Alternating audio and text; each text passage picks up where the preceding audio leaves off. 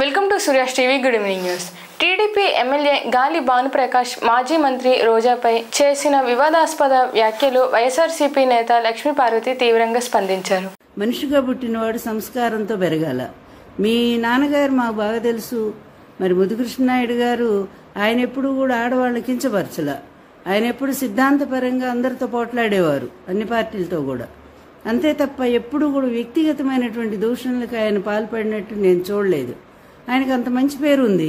అలాంటి ఆయన కడుపును పుట్టినటువంటి నువ్వు భానుప్రకాష్ ఎందుకు ఇంత దరిద్రంగా తయారయ్యావు? నువ్వేంటి అసలు? మొన్నటిదాకా నీ చరిత్ర ఏంటయ్యా? ఎందుకు ఈ విధంగా? నీకు అక్కలాంటిది కదా రోజా అంటే. అలాంటి ఆమె మీద అటువంటి పనికిమాలిన నిందలేస్తావా? వేస్తే లోకేష్ సంతోషిస్తాడనుకున్నావా? నీకేమైనా మినిస్టర్ ఇస్తాడనుకున్నావా? నువ్వు చేసే పనే ఏదో పని చేస్తా ఉన్నావు. నువ్వు చేసే అన్ని అక్రమ వ్యాపారాలు చేస్తున్నావు. మీ నాన్నకు నీతిమంతుడని పేరుంది. మరి ఆ రోజు ఆయన ఏమి సంపాదించుకోలే అక్రమంగా, అన్యాయంగా. కానీ ఈరోజు నువ్వు తెగబడి సంపాదిస్తున్నావు కదా. ఇసుకేమిటి? అన్ని రకాల వ్యాపారాలు చేస్తూ ఉన్నావు. మైన్స్ ఏంటి?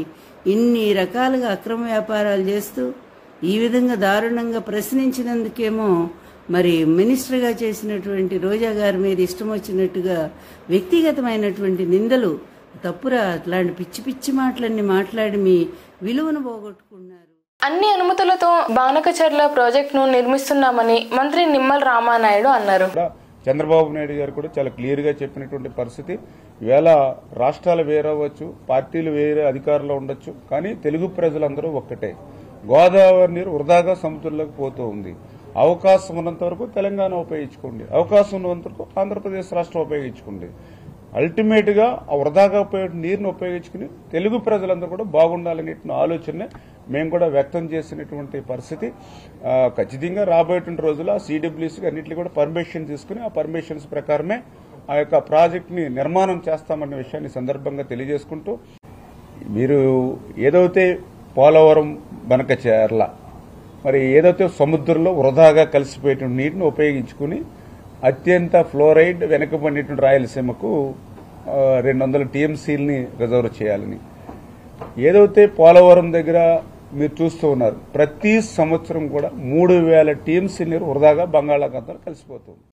టీడీపీ ఎమ్మెల్యే గాలి భానుప్రకాష్ చేసిన వ్యాఖ్యలపై వైఎస్ఆర్సీపీ అధికార ప్రతినిధి శ్యామల తీవ్రంగా స్పందించారు. అంటే సినిమా వాళ్ళంటే ఎందుకంత చులకన మీకు? మీ పార్టీ పెట్టింది ఎవరు? ఒక సినిమా నటుడే కదా. స్వర్గీయ నందమూరి తారక రామారావు గారు ఎక్కడి నుంచి వచ్చారు సార్? సినిమా నుంచి కాదా? ఇప్పుడు ఈ రోజున మీరు మావాడు మావాడు అంటూ కూటమిలో చేర్చుకుని నెత్తినెక్కించుకుని ఉప ముఖ్యమంత్రి పదవి కట్టబెట్టిన పవన్ కళ్యాణ్ గారు, ఆయన సినీ లోక నుంచి వచ్చిన వ్యక్తి కాదా? అంటే మీకు పార్టీలు చేరడానికి సినీ నటులు పెట్టిన పార్టీ అయితే ఓకే, కూటమిలో కలుపుకోవడానికి సినీ ఇండస్ట్రీ నుంచి వచ్చిన వాళ్ళైతే ఓకే, కానీ మీకు ప్రశ్నించే వాళ్ళు మాత్రం సినిమా ఇండస్ట్రీ నుంచి వచ్చిన వాళ్ళే ఉండకూడదు. అలా ఉంటే నోటికి ఎంత వస్తే అంత మాట్లాడేస్తాం. ఎలా అంటే అలా కించపరుస్తూ వాళ్ళ వ్యక్తిగత హననం చేస్తూ వాళ్ళ మీద నిందలు వేసేస్తాం, బట్ట కాల్చి మీదేసేస్తాం. ఇదేనా మీ వైఖరి? మీరు ఇలా మాట్లాడడం ముమ్మాటికి తప్పే. మీరు ఈ రోజున ఒక మహిళా మంత్రిని కించపరుస్తూ మాట్లాడారు, ఎక్స్ మినిస్టర్ ని. అలాగే ఒక సినీ ఇండస్ట్రీ నుంచి వచ్చిన ఒక వ్యక్తిని కూడా మీరు కించపరుస్తూ మాట్లాడారు. సినీ ఇండస్ట్రీ నుంచి వచ్చిన మహిళలైతే మీరు గౌరవం ఇవ్వరా? ఖచ్చితంగా మీరు దీనికి క్షమాపణ చెప్పాలి.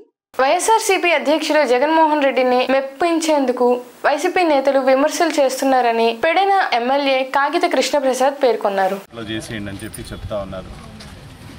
అంటే వాళ్ళ నాయకుడు మనస్తత్వాన్ని మెప్పించాలి అన్నటువంటి లక్ష్యంతో మరి వాళ్ళు ఆ విధంగా పనిచేస్తూ ఉన్నారు.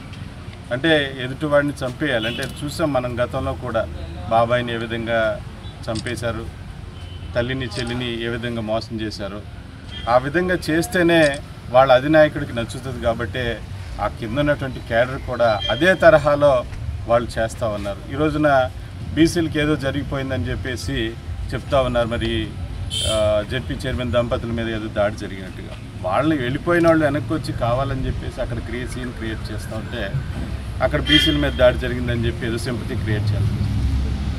అసలు అక్కడ ఏం జరగకపోయినా వాళ్ళు వెళ్ళిపోయి వెనక్కి వచ్చారంటే నేను ఎక్కడి నుంచో వాళ్ళకి మరి జగన్మోహన్ రెడ్డి దగ్గర నుంచి ఎక్కడి నుంచి ఇన్స్ట్రక్షన్స్ రావడం వల్ల వెనక్కి వచ్చి అక్కడ నానా ఇష్టానుసారంగా బూతులు మాట్లాడటం అన్ని వీడియోలు క్లియర్ కట్గా మనందరం కూడా చూసాం. మరి బీసీల మీద చెప్తా ఉన్నారు ఈ రోజున. మరి ఆ రోజున కొల్లు రవీంద్ర గారు బీసీ కాదా, అచ్చెన్నాయుడు గారు బీసీ కాదా, యనమల రామకృష్ణ గారు బీసీ కాదా?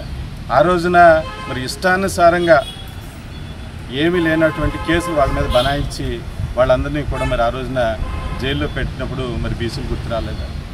ఎస్సీలు సుధాకర్ గారు కానివ్వండి, ఇతరాత్రులు ఎవరైతే ఉన్నారో వాళ్ళందరి మీద దాడులు చేయటం మరి ఆ రోజు గుర్తు రాలేదా అని చెప్పి సందర్భంగా అడుగుతూ ఉన్నాం.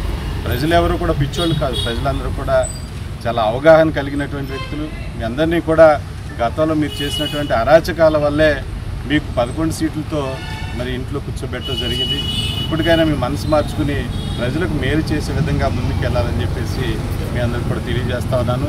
చంద్రబాబు నాయుడు గారు, పవన్ కళ్యాణ్ గారు మరి కేంద్ర ప్రభుత్వం యొక్క సహకారంతో ఈ రాష్ట్రాన్ని స్వర్ణాంధ్ర దిశగా తీసుకెళ్ళడానికి ముందుకు వెళ్తా ఉన్నారని చెప్పి వివాహిత హత్య కేసులు పోలీసులు ఛేదించారు. రాజోలు సిఐ నరేష్ కుమార్ దీనిని సంబంధించి వివరాలను శుక్రవారం మీడియా సమావేశంలో వెల్లడించారు. అందరికీ నమస్కారం అండి. నేను రాజోలు సిఐ మాట్లాడుతున్నాను. ఇది 16/7/2020 తేదీ నైట్ 10:30 గంటలకు రాజోలు మండలం బీసావరంలో ఒక మర్డర్ అయింది. ఓలేటి పుష్ప అనే ఆమె గత కొంతకాలంగా షేక్ షమ్యా అనే అతనితో 6 నెలలుగా సహజీవనం చేస్తుంది. అంతకుముందు ఆమెకి 5 సంవత్సరాల క్రితం మ్యారేజ్ జరిగింది. తర్వాత సంవత్సరానికి భర్త విడిపోయి సపరేట్గా ఉండడం జరిగింది. తర్వాత ఇతను ఫోన్లో పరిచయం అయ్యి తర్వాత ఆ పరిచయం కాస్తే ఇద్దరు సహజీవనం దారితీసి సహజీవనం చేస్తున్నారు. మొన్న 16వ తేదీ వీళ్ళు అమలాపురం వెళ్ళడం జరిగింది. తర్వాత అక్కడి నుంచి దారిలో కూడా చిన్న గొడవ జరిగింది. తర్వాత 10:30 గంటలకు ఇంటికి వచ్చారు. ఆ దారిలో జరిగిన గొడవ కోసం తల్లిను తన అన్నయ్య ప్రశ్నిస్తే ఎందుకు నన్ను ప్రశ్నిస్తారని చెప్పేసి తను గొడవ చేసి కత్తితో దాడి చేసి తల్లిని వాళ్ళ అన్నయ్యను గాయపరచడం జరిగింది. ఆ క్రమంలో ఆమె అడ్డుకోవడానికి ప్రయత్నిస్తే తను పారిపోతూ చాకుతో ఆమె గుండెపై బలంగా పడవడం జరిగింది.